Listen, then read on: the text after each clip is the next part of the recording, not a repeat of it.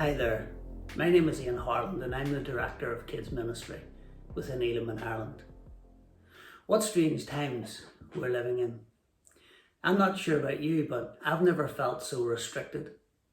Every day at the start of this lockdown, there seem to be more restrictions, although now we're seeing a more relaxed approach as restrictions start to ease. But at a time it was, you can't do this and you can't do that. You can't go here or there. Work routines had to change, either work from home or close altogether, unless of course you were essential services. Schools closed, homeschooling was introduced.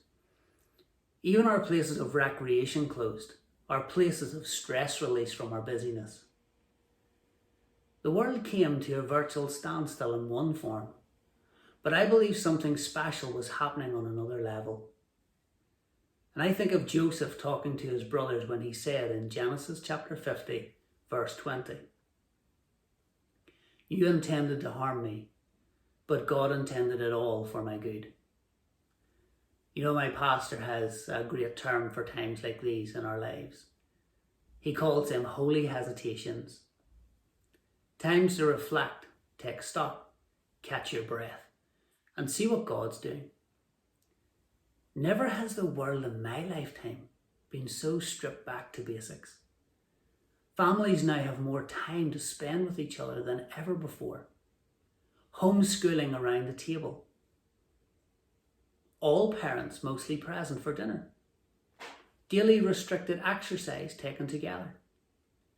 Times to talk to each other. Family time to be what God intended family to be. Some may see this place we find ourselves as a negative, but I choose to believe that God has given us a fresh opportunity.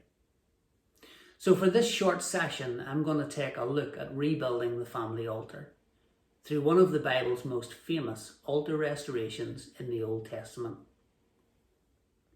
I will deal with why the family altar is so important, what can happen when we truly give our family devotional time into God's hands, and how we can support you through this season and beyond.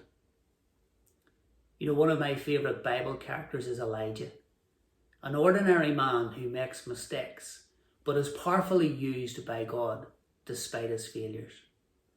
However, not on this day on Mount Carmel. Elijah challenges King Ahab's priests to call for Baal to send fire to consume an offering prepared for him. They worship, scream, dance, all sorts of things for hours, and nothing happens. Elijah even makes fun of their supposed god Baal. And the Bible tells us in 1 Kings chapter 18, verse 29, "They raved all afternoon until the time of the evening sacrifice. But still there was no sound, no reply, and no response." Then we pick it up from here. Let me read it to you. It's 1 Kings chapter 18, verses 30 to 35. And it says this: "Then Elijah called to the people, 'Come over here.' They all crowded around him as he repaired the altar of the Lord that had been torn down. He took 12 stones, one to represent each of the tribes of Israel, and he used the stones to rebuild the altar in the name of the Lord. Then he dug a trench around the altar large enough to hold about 3 gallons. He piled wood on the altar, cut the bull into pieces, and laid the pieces on the wood. Then he said, 'Fill 4 large jars with water and pour the water over the offering and the wood.' After they had done this, he said, 'Do the same thing again.' And when they were finished, he said, 'Now do it a 3rd time.' So they did as he said, and the water ran around the altar and even filled the trench." I see here an ordinary man, yet a man of God, rebuilding the altar. So there's hope for us all. And neither did God build it, but rather he gives us the responsibility to build it. Then he takes 12 stones, symbolically representing the 12 tribes of Israel. the original family that God made his covenant through. So none of his family was missed. This was for the whole family, not just a part. What an amazing picture here of no one left out. Included were the youngest to the oldest, all tribes, no exceptions. You see, family is such an important part of God's plan for his people. In a world where we have seen restrictions coming in all directions, the family is the one place where we have complete religious liberty, a stronghold against the evil in this world. Our God designed. It's a place of refuge and strength, the way he intended it to be. The family altar is a place where we grow spiritually as a family, dealing with everyday things, learning from each other, and helping one another to live out our full potential, knowing that this space is the one place where help, healing, and understanding is made possible. But I think what is most significant is what Elijah does after the altar is rebuilt that is most significant for us today. Verse 33, he specifically asks for 4 large jars to be filled with water. And this is where it gets interesting. Water is the most precious substance in barren lands, never mind in the middle of a drought that's been going on for a few years. This water reminded me of that which is most precious to us in this generation: time. Life is so very busy that we normally have no time for anything. We always seem to be rushing here and rushing there, and rest is a rarity. Yet now I believe we have a God-granted space just to stop and be still. I believe God is teaching us that we have to lay our time on the family altar, to set aside proper intentional time to spend with family, and more importantly with God and family. So what can we learn from the jars of water within the context of the family altar? Well, there was the first 4 jars. And number 4 in biblical numerology signifies completeness and perfect creation. I believe God was showing his people through Elijah that they would create a more perfect and complete experience with God when they are willing to put him first. I see here when we sacrifice our time and lay it on the altar, we're creating something more perfect and more complete within our families. Time is something we all struggle with, both young and old. But when we put it in its rightful place, it can be maximized for our spiritual growth and development and bring more honor to God inside and outside our home. I would even go as far to say that our homes are not complete when we have no time for a family altar. Then we have the second 4 jars.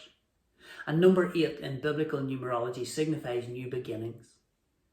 I believe God was again showing his people that it's not too late to start again, offering them hope and a second chance. This shows me that God is the God of the do-over. His grace is sufficient to cover all our mistakes. So when it comes to the family altar, it doesn't matter if you've never had one before, or you've made a mess of it in the past, or maybe you don't think it's going so well now in the present. I see here a God who loves us and wants us to have another go. Wipe the slate clean and try again. Then there was the third 4 jars. The number 12 in biblical numerology signifies God's power and authority. When the final 4 jars were emptied, all was ready for God to show his power and authority of who he was to his people. Elijah prayed. Then came the fire. God showing his people, I am who I say I am. I am the God who wants to be at the heart of worship for my people.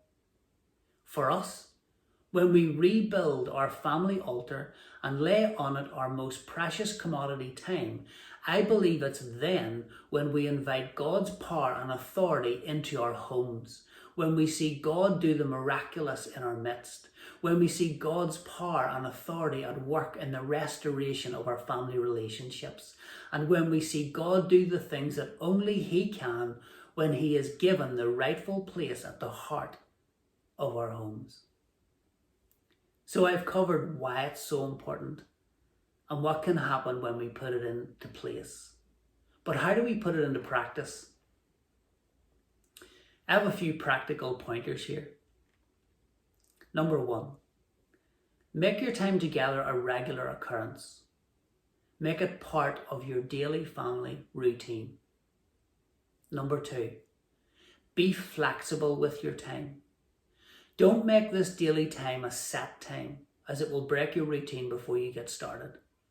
Be flexible so everyone can participate at the most appropriate time in any given day. Just make sure it happens. Number 3, let your content be dictated by your age range. Gauge this by the age of your kids, what they can cope with. Young kids will not sit through 15 minutes of Bible study, never mind 30. Know your audience. Make it interactive. Build your discussions around things and subjects that are important to them so they can participate, and this will keep them engaged. Number 4, maximize your time through planning and preparation. Be ready. Do your homework.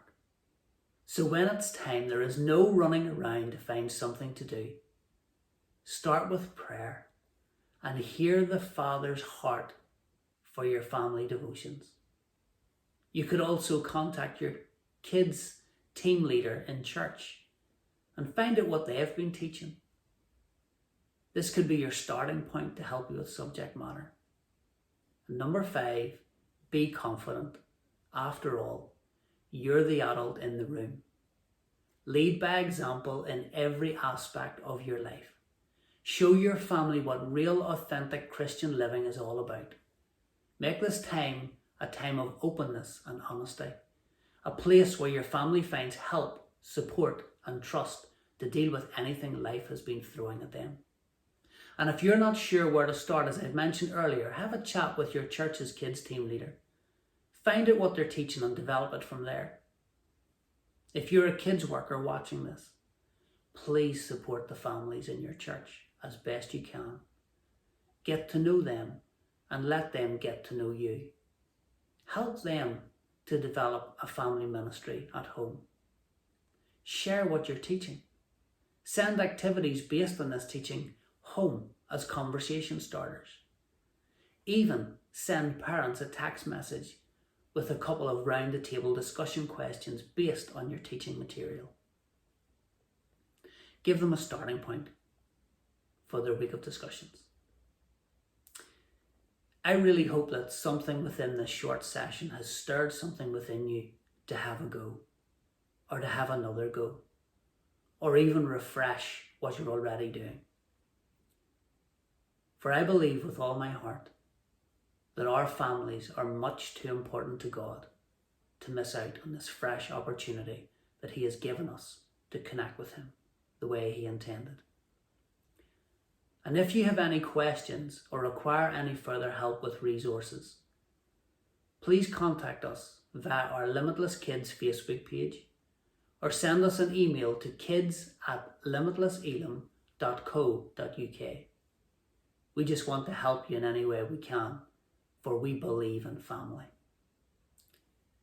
And I pray that you will be blessed as a family as you grow stronger and deeper together, as you develop in your faith, as you spend quality time together around the family altar with our incredible God. God bless and amen.